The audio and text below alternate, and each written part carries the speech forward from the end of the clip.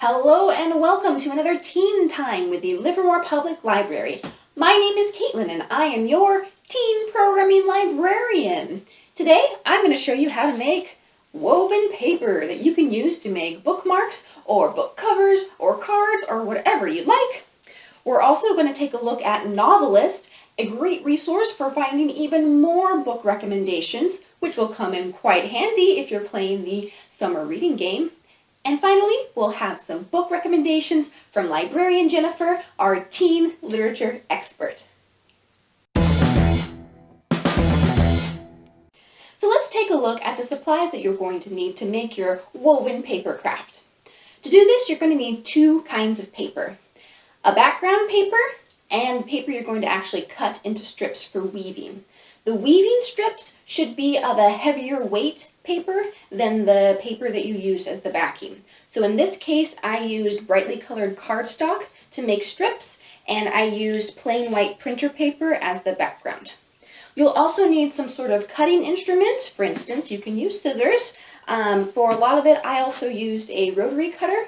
The rotary cutter and mash do a great job. If you've got it, please use it. If you don't, use your scissors. They'll work fine too. But besides cutting, you're going to need a pencil or some sort of writing utensil and a ruler and or straight edge.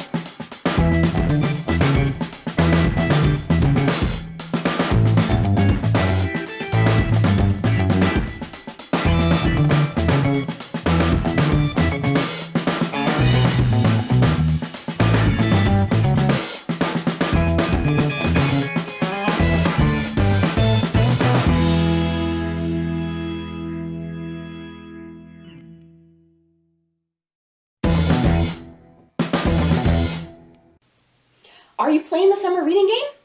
Are you looking for more books to read? Well, you're in luck.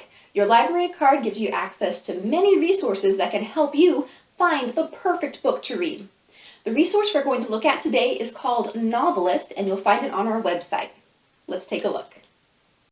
Start at our website, www.livermorelibrary.net. Go to the left-hand side of the screen and click on Reader's Room under Navigation. Novelist is the third icon down from the top. If you are not already signed in, you will be prompted to enter your library card number, so be sure to have that handy. So here is the Novelist homepage. On the left-hand side of the screen, you'll see the recommended reads list. There's a tab for teens. Hover over any of the general genre headings, and you'll find even more specialized lists that you can look at. Up at the top of the screen, you'll find the search bar. You can search by keyword, by author, by book title. It's up to you.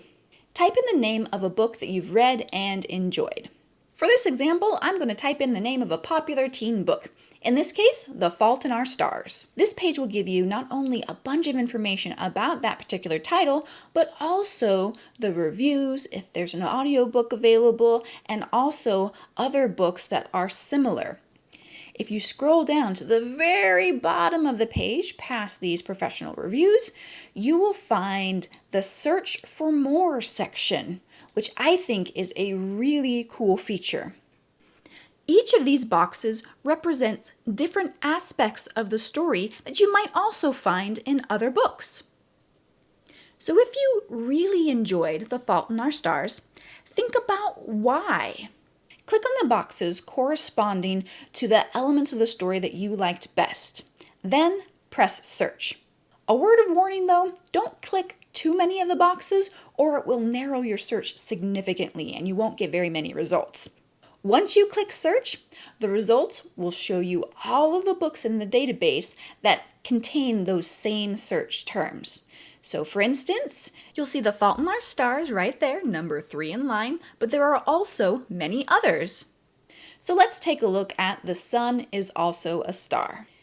You'll see down here that it shows you how many copies are available at our library. Now, this is a nationwide database, so not every book on Novelist is going to be owned by the Livermore Public Library. However, buttons like this that show you how many copies are available are really helpful for letting you know which ones we actually have. One feature I haven't pointed out yet is read-alikes. These are a great way to find similar books that you might also enjoy. If you scroll down and take a look at the list, all of these items are going to be similar in theme or tone to the item that you're looking at now. And as you can see while I'm scrolling through, the Livermore Library does not own all of these books. However, many of them are available, as you can see the number of copies in parentheses that we have. Novelist does more than just recommend specific titles. You can also use it as a tool to find new authors that you might enjoy. For instance, if you've read everything that Nicola Yoon has written and you've really enjoyed it, click on her name. That will take you to her author page. It shows you all the books she's written, but also other authors who write books with similar tone, genre, or subject matter. This is a great way to discover new authors you might not have heard of yet.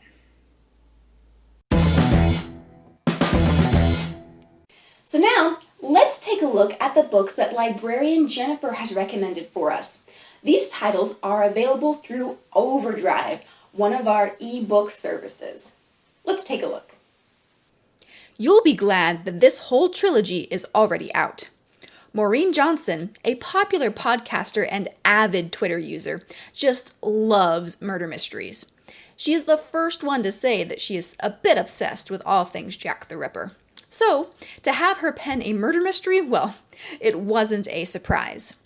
With Truly Devious, she pulls readers into the mountains of Vermont and plops them in Ellingham Academy, a school full of the brightest thinkers, most creative artists, and innovative inventors. It is also a place built on tragedy. Years ago, the founder's wife and daughter were kidnapped by a riddle-leaving criminal nicknamed Truly Devious. So, when crime enthusiast Stevie Bell is accepted to the academy, she is determined to solve the decades-old mystery. But it seems that Truly Devious may have returned, and this time they are leaving behind bodies. The entire trilogy is available on Overdrive. Can you solve the mysteries before Stevie does? For this week's graphic novel recommendation, we are giving a nod to the current new high school graduates who may just be preparing for their journey to a college or university, and may be eager for a glimpse of what to expect. Or maybe not. In John Allison's Giant Days, Susan, Esther, and Daisy started at university and became fast friends, all eager to reinvent themselves. But in the midst of all the new experiences that university offers, the three are starting to feel like they may be lucky to make it to the spring semester. While the look at college life might not be totally realistic, after all, these three seem to encounter quite a bit of obstacles in their first college semester. It is hilarious and lively. Librarian Jennifer definitely promises this is a read that will not bore you. So that's it for today. I do want to remind you, please play the summer reading game. It's going on right now. You can earn prizes for the books you're already reading. Novelist is a great way to find new titles you might not have heard of yet. And we've got Jennifer's recommendations every week, so those are another great resource for finding new things you might not have read yet. I hope you enjoyed our craft today, and I will see you next time.